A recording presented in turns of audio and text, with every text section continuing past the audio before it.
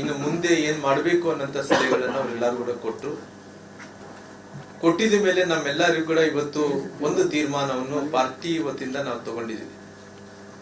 ಯಾಕಂದ್ರೆ ನಾನು ಈ ಸಮುದಾಯದಲ್ಲಿ ಬಹಳಷ್ಟು ವರ್ಷಗಳಿಂದ ಈ ಸಮುದಾಯದ ಸಲುವಾಗಿ ಅವಕಾಶ ಬಂದಂತ ಟೈಮಲ್ಲಿ ಈ ಸಮುದಾಯದ ಜನಾಂಗವನ್ನು ಋಣವನ್ನು ತೀರಿಸುವಂತ ಕೆಲಸ ಪಾರ್ಟಿ ಮಾಡಿದೆ.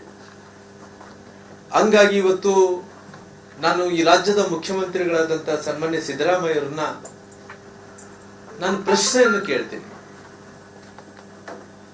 ಆ ಮೊದಲನೇ ಪ್ರಶ್ನೆ ಏನಂದ್ರೆ, ಈ ಸಮುದಾಯಗಳ ಸಲುವಾಗಿ,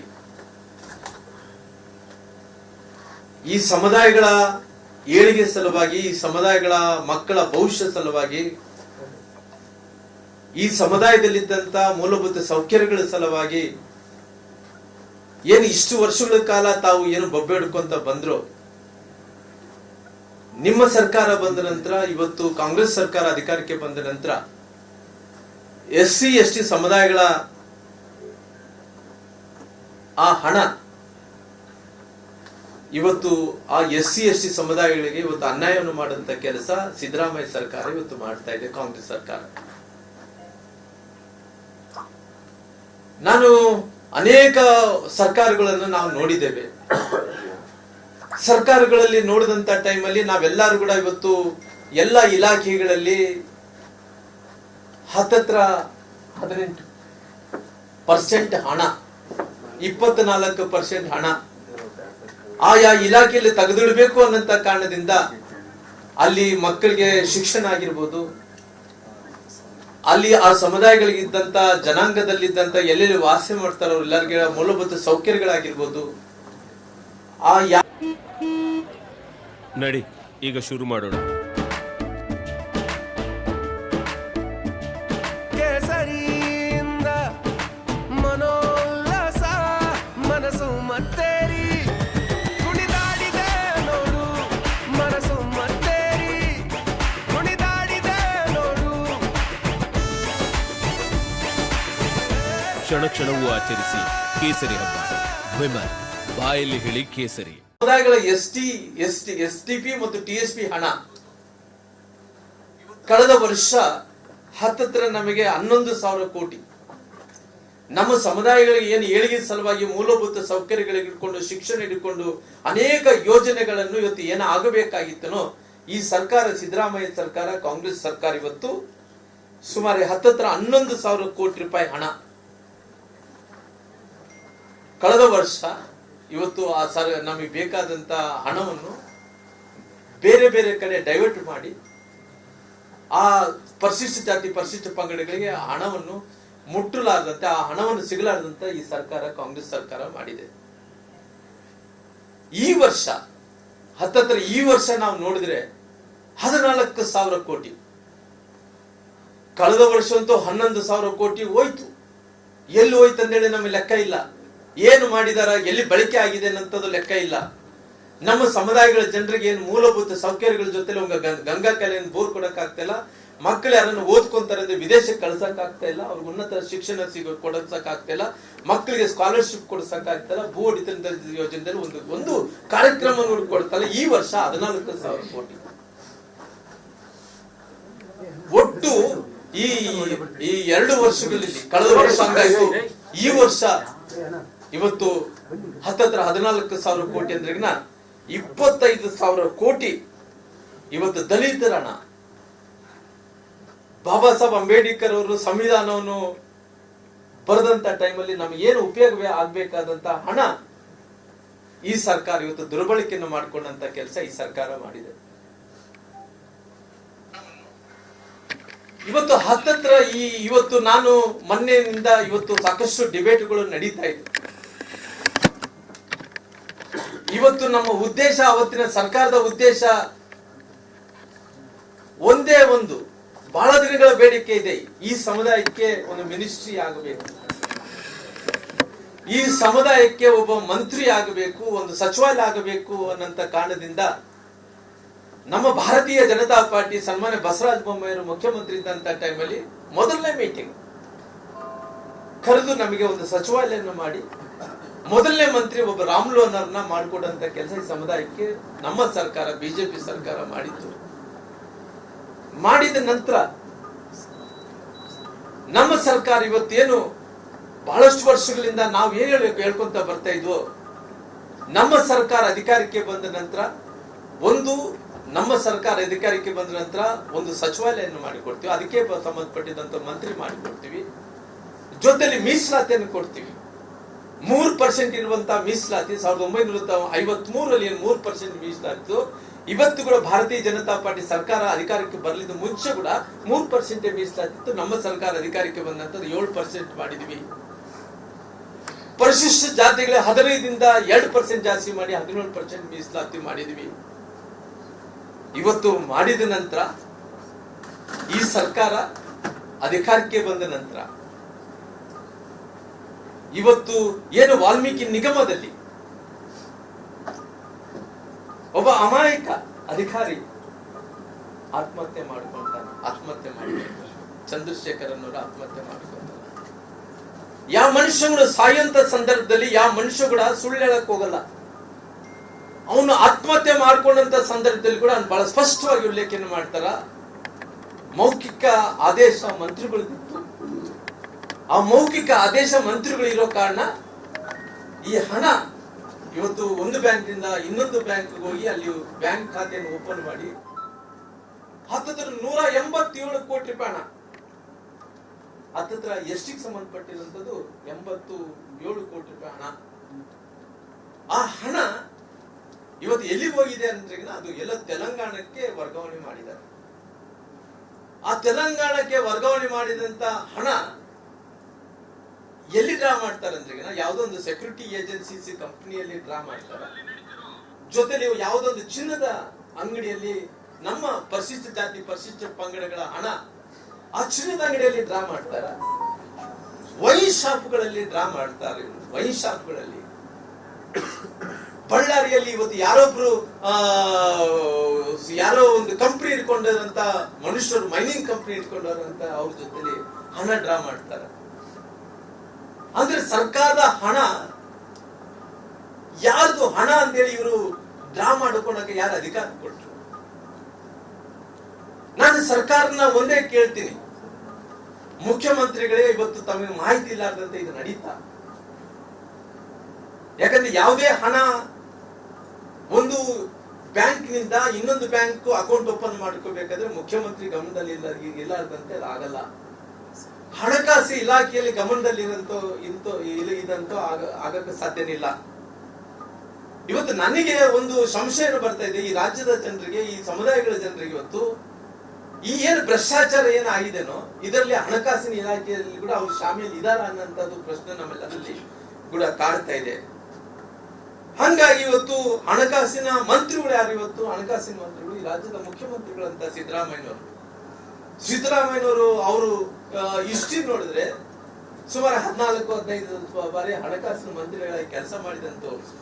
ಇಷ್ಟು ದೊಡ್ಡ ಹಣ ಬೇರೆ ಕಡೆ ವರ್ಗಾವಣೆ ಆಗ್ತಾ ಇದೆ ಅಂದ್ರೆ ಅವ್ರಿಗೆ ಗೊತ್ತಾಗಲಾರ್ದಂತ ಆಗುತ್ತೆ ಅನ್ನೋಂಥದ್ದು ನಾನು ಪ್ರಶ್ನೆ ಕೇಳಬೇಕಾಗಿದೆ ಮುಖ್ಯಮಂತ್ರಿಗಳೇ. ಅದಕ್ಕೋಸ್ಕರವಾಗಿ ನಾನು ನೇರವಾಗಿ ತಮ್ಮನ್ನ ನಾನು ಒತ್ತಾಯ ಮಾಡ್ತೀನಿ. ಯಾಕಂದ್ರೆ ಇವತ್ತು ತಾವಂತೂ ಸಿಬಿಐ ಕೊಡಕ್ಕೆ ತಾವು ಒಪ್ಪಿಲ್ಲ. ಅಲ್ಲಿ ಏನೊಂದು ಕಡೆ ಬ್ಯಾಂಕಿಂಗ್ ರೂಲ್ಸ್ ಪ್ರಕಾರ ಬ್ಯಾಂಕಿಂಗ್ ಅವರು ತಾವು ಬ್ಯಾಂಕಿನ ಚೇರ್ಮನ್ ತಪ್ಪು ಮಾಡಿದ್ದಾರೆ, ಬ್ಯಾಂಕಿನ ಅಧಿಕಾರಿಗಳು ತಪ್ಪು ಮಾಡಿದ್ದಾರೆ ಅನ್ನೋ ಕಾರಣದಿಂದ ಅವ್ರ ಮೇಲೆ ಒತ್ತಾಕಕ್ಕೆ ಹೋದ್ರೆ ಅವ್ರೇನ್ ಮಾಡಿದ್ರು? ಸಿಬಿಐ ಬರೆದ್ರು, ನೀವು SIT ಕೊಟ್ರು, ಅವ್ರು ರಕ್ಷಣೆ ಮಾಡಕ್ಕಂತ ಪ್ರಯತ್ನ ಮಾಡಿದ್ರಿ. ಇವೆಲ್ಲ ಮಾಡಿದಂತ ಟೈಮಲ್ಲಿ ಎಲ್ಲೋ ಒಂದು ಕಡೆ ನಮಗಂತೂ ಅನುಮಾನ ಅಂತೂ ನಿಮ್ಮೇಲೂ ಕೂಡ ನಮಗೆ ಬರ್ತಾ ಇದೆ. ಅದಕ್ಕೋಸ್ಕರವಾಗಿ ನಾನು ನೇರವಾಗಿ ತಮ್ಮ ಹತ್ರ ಹೇಳ್ಬೇಕಾದ್ರೆ ಮುಖ್ಯಮಂತ್ರಿಗಳೇ ತಾವು ರಾಜೀನಾಮೆಯನ್ನು ಕೊಡ್ರಿ. ಮುಖ್ಯಮಂತ್ರಿಗಳು ತಾವು ರಾಜೀನಾಮೆಯನ್ನು ಕೊಡ್ಲೇಬೇಕು. ಅದ್ರ ಸಲುವಾಗಿ ಭಾರತೀಯ ಜನತಾ ಪಾರ್ಟಿ ನಮ್ಮ ರಾಜ್ಯಾಧ್ಯಕ್ಷದ ವಿಜೇಂದ್ರ ಅವರು ಇವತ್ತು ತೀರ್ಮಾನವನ್ನು ತಗೊಂಡಿದ್ದಾರೆ. ಮುಂಬರುವಂತಹ ದಿನಗಳಲ್ಲಿ ರಾಜ್ಯಾದ್ಯಂತ ಈ ಹೋರಾಟ ನಡೀಬೇಕು. ರಾಜ್ಯದಾದ್ಯಂತ ಹೋರಾಟವನ್ನು ನಡಿಬೇಕಾದ್ರೆ ಆಲ್ರೆಡಿ ಜಿಲ್ಲಾ ಮಟ್ಟದಲ್ಲಿ, ತಾಲೂಕು ಮಟ್ಟದಲ್ಲಿ ನಾವು ಡೇಟ್ ಕೂಡ ನಿಗದಿ ಮಾಡಿದ್ವಿ. 28ನೇ ತಾರೀಕಿಗೆ ಎಲ್ಲಾ ಕಡೆ ಕೂಡ ಒಂದು ದೊಡ್ಡ ಹೋರಾಟವನ್ನು ಕೂಡ ಮಾಡಬೇಕು. ಅದು ಈ ರಾಜ್ಯದ ಮುಖ್ಯಮಂತ್ರಿಗಳಂತ ಸಿದ್ದರಾಮಯ್ಯ ರಾಜೀನಾಮೆ ಮಾಡಬೇಕನ್ನೋ ಒತ್ತಾಯವನ್ನು ಕೂಡ ನಾನು ಮಾಡ್ತೀನಿ. ಹಂಗಾಗಿ ಇವತ್ತು ಎಲ್ಲಾ ಕಡೆ ಕೂಡ ಪ್ರತಿಭಟನೆ ಮಾಡ್ತೇವೆ. ಎಲ್ಲಿ ತನಕ ಕೂಡ ಈ ಹಣ ಕೇವಲ ನಮಗೇನು ನಾಗೇಂದ್ರ ಮೇಲೆ ವೈಯಕ್ತಿಕವಾದಂತ ನಮಗೇನು ಅವ್ರಿಗೆ ಅಭಿಪ್ರಾಯಗಳು ದ್ವೇಷಗಳು ಇಲ್ಲ. ಆದ್ರೆ ಅವ್ರೇನು ಅವರ ಮಂತ್ರಿ ಸ್ಥಾನದಿಂದ ರಾಜೀನಾಮೆ ಕೊಟ್ಟಿದ ತಕ್ಷಣನೇ ಅಲ್ಲಿಗೆ ನಮ್ಗೇನು ಸಮಾಧಾನ ಆಗ್ಲಿಲ್ಲ. ನಮ್ಮ ಸಮುದಾಯಕ್ಕೆ ನ್ಯಾಯ ಸಿಕ್ಕಿಲ್ಲ. ಈ ಎಲ್ಲಿ ತನಕ ಅವ್ರು ಹೇಳ್ತಾ ಇದ್ರು ಅಂತ ಎಲ್ಲೋ ಒಂದು ಕಡೆ ಮೊನ್ನೆ ಕೆಲವೊಂದು 15 ಕೋಟಿ ರೂಪಾಯಿ ಹಣ ಜಮಾ ಮಾಡಿದೀವಿ ಅಂತ ಹೇಳಿ, ಅವ್ರು ಈ ಸರ್ಕಾರದ ಹಣದಲ್ಲಿ ಜಮಾ ಮಾಡಕ್ ಯಾರು, ಹಾಕಕ್ ಯಾರು? ದಲಿತರಣ. ಈ ದಲಿತರನ್ನ ಮುಟ್ಟಕ್ಕೋಸ್ಕರ ಯಾರು ಅಧಿಕಾರವನ್ನು ಕೊಟ್ಟಿದ್ದಾರೆ ಅವರಿಗೆ? ಹಂಗಾಗಿ ನಾನು ಆಗ್ರಹವನ್ನು ಮಾಡ್ತೀನಿ, ಈ ರಾಜ್ಯದ ಮುಖ್ಯಮಂತ್ರಿಗಳಂತ ಸಿದ್ದರಾಮಯ್ಯರು ರಾಜೀನಾಮೆ ಕೊಡಬೇಕಂತೇಳಿ ನಾನು ಒತ್ತಾಯವನ್ನು ಕೂಡ ಮಾಡ್ತೀನಿ. ನಮ್ಮ ಭಾರತೀಯ ಜನತಾ ಪಾರ್ಟಿ ರಾಜ್ಯದಾದ್ಯಂತ ಹೋರಾಟವನ್ನು ಮಾಡ್ತೀವಿ. ಎಲ್ಲಿ ತನಕ ಈ ಸಮುದಾಯಗಳ ಜನರಿಗೆ ಒಂದು ಜಸ್ಟಿಸ್ ಸಿಗಲ್ಲ, ನ್ಯಾಯ ಸಿಗಲ್ಲ, ಅಲ್ಲಿ ತನಕ ಹೋರಾಟವನ್ನು ಮಾಡುವಂತ ಕೆಲಸ ನಾವು ಮಾಡ್ತೀವಿ.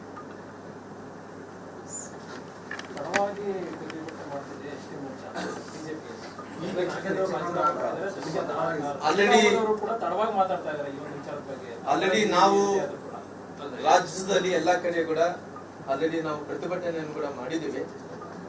ಬಳ್ಳಾರಿಯಲ್ಲಿ ಕೂಡ ದೊಡ್ಡ ಮಟ್ಟದಲ್ಲಿ ಪ್ರತಿಭಟನೆ ಮಾಡಿದ್ದೇವೆ. ಹಂಗಾಗಿ ಇನ್ನ ಮುಂದೆ ಇದನ್ನು ಇಲ್ಲಿಗೆ ನಿಲ್ಲಿಸಬಾರ್ದು ಅನ್ನೋ ಕಾರಣದಿಂದ ಈ ಶತಮಾನದ ದೊಡ್ಡ ಭ್ರಷ್ಟಾಚಾರ ಇದೆ. ಅದು ದಲಿತರು ಮತ್ತು SC/ST ಜನಾಂಗದ ಹಣವನ್ನು ಭ್ರಷ್ಟಾಚಾರ ಮಾಡಿದಂತ ಈ ಸರ್ಕಾರಕ್ಕೆ ಇನ್ನು ಮುಂದೆ ಈ ಸರ್ಕಾರಕ್ಕೆ ಎಲ್ಲ ಒಂದು ಕಡೆ ನಾವು ಚಾಟಿ ಬೀಸಬೇಕು. ಈ ಸರ್ಕಾರ ಇನ್ನು ಮುಂದೆ ಈ ರೀತಿ ಮಾಡಿದಂತ ಟೈಮಲ್ಲಿ ದೊಡ್ಡ ಮಟ್ಟದಲ್ಲಿ ಹೋರಾಟವನ್ನು ಮಾಡ್ತಾರ ಅನ್ನಂತ ರೀತಿಯಲ್ಲಿ ಆಗಬೇಕು ಅನ್ನೋ ಕಾರಣದಿಂದ ಈ ರೀತಿ ಹೋರಾಟವನ್ನು ಮಾಡ್ಬೇಕಂತೇಳಿ ತೀರ್ಮಾನವನ್ನು ತಗೊಂಡಿದೆ. ನಿರಂತರ ಹೋರಾಟ ಮಾಡ್ಕೊಂಡು ಬಂದಿದೆ ಸರ್. ಈಗ ನೀವು CBIಗೆ ಕೊಡ್ತಾ ಇಲ್ಲ ಅಂತ ಹೇಳಿದ್ರಿ, ನೀವು ಹೆಚ್ಚಾನ ಪ್ರಸಕ್ತ ಒತ್ತಾಯ ಮಾಡಬಹುದಲ್ಲ? ಆಲ್ರೆಡಿ ಆಟೋಮೆಟಿಕ್ ಬ್ಯಾಂಕಿಂಗ್ ರೂಲ್ಸ್ ಪ್ರಕಾರ ಯಾವುದೇ ಒಂದು ವಿಚಾರ 3 ಕೋಟಿ ಮೇಲೆ ಬ್ಯಾಂಕಿಂಗ್ ಅಲ್ಲಿ ಹಗರಣ ಭ್ರಷ್ಟಾಚಾರ ಆದ್ರೆ ಆಟೋಮೆಟಿಕ್ ಆಗಲಿ CBIಗೆ ಹೋಗುತ್ತೆ. ನಮ್ಮ ಗುರಿ ಒಂದೇ ಒಂದು, CM ಅವರು ರಾಜೀನಾಮೆಯನ್ನು ಕೊಡಬೇಕು. ಶ್ರೀರಾಮ್ ಸರ್, ನೀವು SCP TSP ಆಕ್ಟ್ ತಂದಿದೆ ಸರ್ಕಾರ, ಆಯ್ತಾ? ನಿಮ್ಮ ಮನೆಯಲ್ಲಿ ಏನಾಗಿದೆ ನಿಮ್ಗೆ ಚೆನ್ನಾಗಿ ಗೊತ್ತಿದೆ.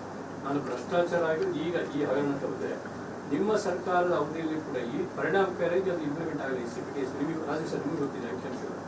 ಅಂದ್ರೆ ಯಾವ ಪಕ್ಷದ ಸರ್ಕಾರ ಬಂದರೂ ಕೂಡ ಒಂದು ಆಕ್ಟ್ ಅಂತ ಅಷ್ಟೇ ಮಾಡೋದು. SCP TSP ನ ಎಕ್ಸಾಂಪಲ್ ಹೇಳ್ತಾರೆ. ಅಂದ್ರೆ ನಿಮಗೆ ಶ್ರೀರಾಮ್ ಸರ್ ನಿಮಗೆ ಚೆನ್ನಾಗಿ ಗೊತ್ತಿದೆ. ಬಹುತೇಕ ರಾಜ್ಯದ ಅನೇಕ ಭಾಗದಿಂದ ಬಂದು ನಿಮ್ಮನ್ನು ಭೇಟಿ ಆಗ್ತಿತ್ತು, ನಾವು ಗಮನಿಸ್ತೇವೆ.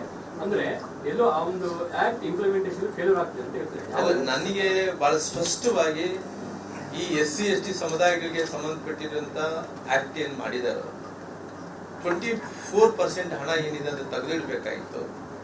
ಒಂದು ಕೋವಿಡ್ ಬಂದಂತ ಸಂದರ್ಭದಲ್ಲಿ ಮಾತ್ರ ಅಲ್ಲಿ ಅದು ಆಗ್ಲಿಲ್ಲ ಅನ್ನೋದು ಬಿಟ್ರೆ ಉಳಿದ ಎಲ್ಲ ಸಂದರ್ಭದಲ್ಲಿ ಆ ಸಮುದಾಯಗಳಿಗೆ ಜಸ್ಟಿಸ್ ನ್ಯಾಯವನ್ನು ಕೊಡುವಂತ ಕೆಲಸ ಎಲ್ಲಾ ಸರ್ಕಾರಗಳು ಮಾಡಿದ. ಆದ್ರೆ ಯಾವ ಸರ್ಕಾರ ಕೂಡ ಈ ರೀತಿ ನಿಗಮಗಳಲ್ಲಿ ಇದ್ದಂತ ಡೆಪಾಸಿಟ್ ಅಮೌಂಟ್ ಏನು ಈ ನಿಗಮಗಳಲ್ಲಿ ಸ್ವಲ್ಪ ತೆಗೆದಿಟ್ಟುಕೊಂಡು ಬಂದಿರ್ತಾರೋ ಆ ಹಣವನ್ನು, ಸರ್ಕಾರದ ಹಣವನ್ನು ಡ್ರಾ ಮಾಡ್ಬೇಕನ್ನಂತ ಕೆಲಸ ಯಾವ ಸರ್ಕಾರಗಳು ಮಾಡಲಿಲ್ಲ. ಸರ್, ಆ ಹಣ ಡ್ರಾ ಮಾಡಕ್ಕೆ ಪವರ್ ನಿಮ್ಮ ಮಿನಿಸ್ಟರ್ ಕನ್ಸಲ್ಟ್ ಮಿನಿಸ್ಟರ್ ಯಾರು ಇರಕ್ಕೆ ಪವರ್ ಇರಲ್ಲ. ಅದು ಒಬ್ಬ ಅಧಿಕಾರಿ ಅಂತ ಇರ್ತಾನೆ, ಸೆಕ್ರೆಟರಿ ಅಂತ ಇರ್ತಾನೆ, ಡೈರೆಕ್ಟರ್ ಅಂತ ಇರ್ತಾನೆ. ಅವರು ಕೂಡ 5 ಲಕ್ಷಕ್ಕಿಂತ ಕಡಿಮೆ ಇರಲ್ಲ. ಬಟ್ ಅದು ಅಧಿಕಾರಿಗಳಲ್ಲಿ ಎಲ್ಲರೂ ಶಾಮೀಲಾಗಿದ್ದಾರೆ. ಆ ಇದು ನೀವು ಹೆಂಗ್ ಹೋರಾಟ ಹಿಂಗ್ ಮಾಡ್ತಾರೆ ಅಂತ ಅಲ್ಲಿ ಒಬ್ಬರೇ ಶಾಮೀಲ್ ಇಲ್ಲ. ನೋಡ್ರಿ ಸರ್, ಇವತ್ತು ನಿಮಗೆ ಅನುಭವ, ನನಗೆ ಕೂಡ ಸ್ವಲ್ಪ ಅನುಭವ ಇದೆ. ಯಾಕಂದ್ರೆ ಯಾವುದೇ ಮಂತ್ರಿಗಳು ಇದ್ದಂತ ಟೈಮಲ್ಲಿ ಕೂಡ ಅದಕ್ಕೆ ಒಬ್ಬ ಸೆಕ್ರೆಟರಿ ಇರ್ತಾನ, ಕಮಿಷನರ್ ಇರ್ತಾನ, ಡೈರೆಕ್ಟರೇಟ್ ಇರ್ತಾನ. ನಂತರ ಅವೆಲ್ಲ ಕೂಡ ಕಾನೂನುಬದ್ಧವಾಗಿ ಯಾವುದೇ ಕೆಲಸಗಳು ಕೊಡಬೇಕು, ಯಾವುದೇ ಹಣವನ್ನು ಮಂಜೂರಾತಿಯನ್ನು ಮಾಡ್ಬೇಕಾದ್ರೆ ಎಲ್ಲ ಪ್ರೊಸೀಜರ್ ಕೂಡ ಇರ್ತಾವ. ಮತ್ತೆ ಪುನಃ ಹಣಕಾಸಿನ ಇಲಾಖೆಯಲ್ಲಿ ಕೂಡ ನಾವು ಅಪ್ರೂವಲ್ ತಗೋಬೇಕು. ಇವೆಲ್ಲ ಇಲ್ಲಾರ್ದಂತೆ ಇವತ್ತು ಯಾವುದೇ ಗಮನಕ್ಕಿಲ್ಲಾರ್ದಂತೆ ಇವತ್ತು ಆ ಮನುಷ್ಯ ಇವತ್ತೇನು ಚಂದ್ರಶೇಖರ್ ಅವರು ಡೆತ್ ಆದ್ಮೇಲೆ ಮಾತ್ರ ಹೊರಗಡೆ ಬಂದಿದೆ. ಅಕಸ್ಮಿತವಾಗಿ ಡೆತ್ ಆಗ್ಲಿಲ್ಲ ಅಂದ್ರೆ ಇವ್ರು ಹಿಂಗೆ ಮುಂದುವರ್ಸೋರಾಗ್ತಿತ್ತು. ಹಂಗಾಗಿ ಇವತ್ತು ಇದನ್ನ ಬಹಳ ಸ್ಪಷ್ಟವಾಗಿ ಪೂರ್ಣ ಜವಾಬ್ದಾರಿ ಮುಖ್ಯಮಂತ್ರಿಗಳು ತಗೋಬೇಕಾಗುತ್ತೆ. ಹಣಕಾಸಿನ ಮಂತ್ರಿಗಳು ಅವರೇ ಇರೋ ಕಾರಣ ಅದಕ್ಕೋಸ್ಕರವಾಗಿ ನಾವು ಮುಂದಿನ ಹೋರಾಟ ಇದು ಮುಖ್ಯಮಂತ್ರಿಗಳ ರಾಜೀನಾಮೆ ಕೊಡಬೇಕಂತೇಳಿ ಹೋರಾಟವನ್ನು ಮಾಡ್ತೇವೆ. ರಾಜೀನಾಮೆ ಕೊಡ್ಬೋದಾ, ಕೊಡ್ತಾರಂತ ನೋಡ್ರಿ, ನಮ್ದು ಹೋರಾಟ ಮಾಡೋದು ನಮ್ಮ ಹಕ್ಕು. ನಮ್ಮ ಸಮಾಜಕ್ಕೆ ನ್ಯಾಯ ಕೊಡಿಸ್ಬೇಕು ಅನ್ನೋ ಕಾರಣದಿಂದ ಹೋರಾಟವನ್ನು ಆಲ್ರೆಡಿ ಮಾಡಿದ್ವಿ, ಪುನಃ ಮುಂದುವರಿಸಿದ ಕೆಲಸ ಮಾಡ್ತೀವಿ. ನಾಗೇಂದ್ರ ಅವ್ರದ್ದೇ ರಾಜೀನಾಮೆಯನ್ನು ನಾನು ಕೇಳಿಲ್ಲ ಅಂತ ಅಲ್ಲ, ನಾನು ಇವತ್ತು ಕೇವಲ ನಾಗೇಂದ್ರ ಅವರು ರಾಜೀನಾಮೆ ಅವರು ಅಲ್ಲಿ ಕೊಟ್ಟಿರೋ ಕಾರಣ ಸಮಾಧಾನ ಏನಿಲ್ಲ ನಮಗೆ. ಅವ್ರ ಮೇಲೆ ನಮಗೆ ವೈಯಕ್ತಿಕವಾದಂತ ದೇಶಗಳು ಏನಿಲ್ಲ. ಎಲ್ಲ ಒಂದು ಕಡೆ ಅವರು ಬಲಿಪಶು ಆಗಿದ್ದಾರೆ. ಅವ್ರು ಏನು ಬಲಿಪಶು ಆಗಿದ್ದಾರೆ, ಇದಕ್ಕೆ ಹಿಂದ್ಗಡೆ ಯಾರಿದ್ದಾರೆ? ನಾಗೇಂದ್ರ ಅವ್ರು ತಪ್ಪಿಲ್ಲ ಅಲ್ಲ, ನಾನು ತಪ್ಪಿಲ್ಲ ಅಂತ ಹೇಳ್ತಾ ಇಲ್ಲ. ಅವರು ಇವತ್ತು ಹಣಕಾಸಿನ ಮಂತ್ರಿಗಳಿದ್ದಂತ ಟೈಮಲ್ಲಿ, ಮುಖ್ಯಮಂತ್ರಿಗಳಿದ್ದಂತ ಟೈಮ್ ಅವ್ರ ರೆಸ್ಪಾನ್ಸಿಬಿಲಿಟಿ ಇರ್ಬೇಕಾಯ್ತು. ಯಾರ ಅಕಸ್ಮಿತವಾಗಿ ನಾಗೇಂದ್ರ ಅವರು ರಾಜೀನಾಮೆ ಕೊಟ್ಟಿದ್ದ ನಂತರ ಇವತ್ತು ಅಲ್ಲಿ ಮುಗಿದೋಗ್ತಾನ? ಅಲ್ಲ, ಯಾರು ಮೂಲ, ಯಾರು ತಪ್ಪಿದಸ್ಥರಿದ್ದಾರೆ ಅವ್ರಿಗೆ ಶಿಕ್ಷೆ ಆಗಬೇಕು. ಯಾರಿಂದ ಬಲಿಪಶು ಆಗಿದೆ ಸರ್ ನಾಗೇಂದ್ರ? ಸರ್ಕಾರ ನಾನ್ ಬಲಿಪಶು ಅಂತೀರಂದ್ರೆಗಿನ ಅವ್ರು ರಾಜೀನಾಮೆ ಕೊಟ್ಟಿದ ತಕ್ಷಣ ಅಲ್ಲಿ ಮುಗಿದೋಗಿದ್ದಂತದಲ್ಲ.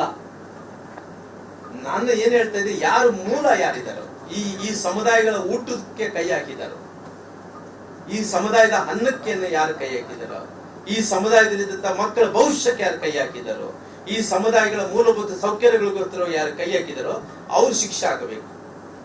ಅಲ್ಲಿ ತನಕ ನಮ್ಮ ಹೋರಾಟವನ್ನು ನಿಲ್ತಾರೆ. ಅಂದ್ರೆ ನಿಮಗೆ ಸರ್ ಅನುಮಾನ ಇದೆಯಾ ಸರ್ ಯಾರ ಮೇಲಾದ್ರೂ? ಅಂದ್ರೆ ನಾಗೇಂದ್ರ ಅವ್ರನ್ನ ಬಲಿಪಶು ಮಾಡ್ತಾರೆ ಅಂತ ಅನ್ನೋದಾದ್ರೆ ಅದ್ರ ಹಿಂದೆ ನಿಮ್ಮ ಅನುಮಾನದ ಇವತ್ತು ನಮಗೆ ಒಂದು ಬಹಳ ಸ್ಪಷ್ಟವಾಗಿ ಹೇಳ್ತಾ ಇದ್ದೀನಿ, ಹಣಕಾಸಿನ ಇಲಾಖೆಯಲ್ಲಿದ್ದಂತ ಅಧಿಕಾರಿಗಳು ಎಲ್ಲೋ ಒಂದು ಕಡೆ ಅವರು ಕೂಡ ತಪ್ಪು ಮಾಡ್ತಾ ನೋಡ್ತಾ ಇದಾರೆ ಅನ್ನೋಂಥದ್ದು ನಮ್ಮ ಪ್ರಶ್ನೆ ಆಗಿದೆ. ಅದ್ರ ಮೇಲೆಗಡೆ ಹಣಕಾಸಿನ ಮಂತ್ರಿಗಳು ಕೂಡ ಅವ್ರ ಗಮನದಲ್ಲಿಟ್ಟು ಬೇರೆ ರಾಜ್ಯಕ್ಕೆ ವರ್ಗಾವಣೆ ಮಾಡಿ ಅಲ್ಲಿದ್ದಂತ ಅವ್ರ ಪಾರ್ಟಿ, ಕಾಂಗ್ರೆಸ್ ಪಾರ್ಟಿ ಅನುಕೂಲ ಆಗ್ಬೇಕಂತೇಳಿ ಇದೆಲ್ಲ ಕೂಡ ಮಾಡಿದ್ದಾರೆ ಅನ್ನೋಂಥದ್ದು ಕೂಡ ನಮಗೆ ಅನುಮಾನ ಕಾಡ್ತಾ ಇದೆ. ಅಲ್ಲಿ ಲೋಕಸಭೆ ಚುನಾವಣೆಗಳು ನಡೀತಾ ಇದ್ವು, ಅವತ್ತಿನ ಸಂದರ್ಭದಲ್ಲಿ ವಿಧಾನಸಭೆ ಚುನಾವಣೆಗಳು ನಡೀತಾವ ರಾಜ್ಯದಲ್ಲಿ. ಆ ಸಂದರ್ಭದಲ್ಲಿ ಇಲ್ಲಿ ಆತ್ಮಹತ್ಯೆ ಆಗುತ್ತೆ, ಅಲ್ಲಿ ಈ ಸಂದರ್ಭದಲ್ಲಿ ಆತ್ಮಹತ್ಯೆ ಆದಂತ ಇವೆಲ್ಲ ಕೂಡ ಹಗರಣಗಳು ಹೊರಗಡೆ ಬರ್ತಾವ. ಸಂಬಂಧಪಟ್ಟ ಇಲಾಖೆ ಹೊಣೆಯಾಗಿದೆ ಅಂತ ಅರ್ಥ. ಆರ್ಥಿಕ ಇಲಾಖೆ ಇದಕ್ಕೆ ಸಂಪೂರ್ಣವಾದಂತ ರೆಸ್ಪಾನ್ಸಿಬಿಲಿಟಿ, ಸಿಎಂ ರೆಸ್ಪಾನ್ಸಿಬಿಲಿಟಿ. ಈಗ ಹಂಗಾದ್ರೆ ನಿಮ್ಮ ಸುದ್ದಿಗೋಷ್ಠಿ ಒಂದು ತಾತ್ಪರ್ಯ ನಾಗೇಂದ್ರ ಅವರ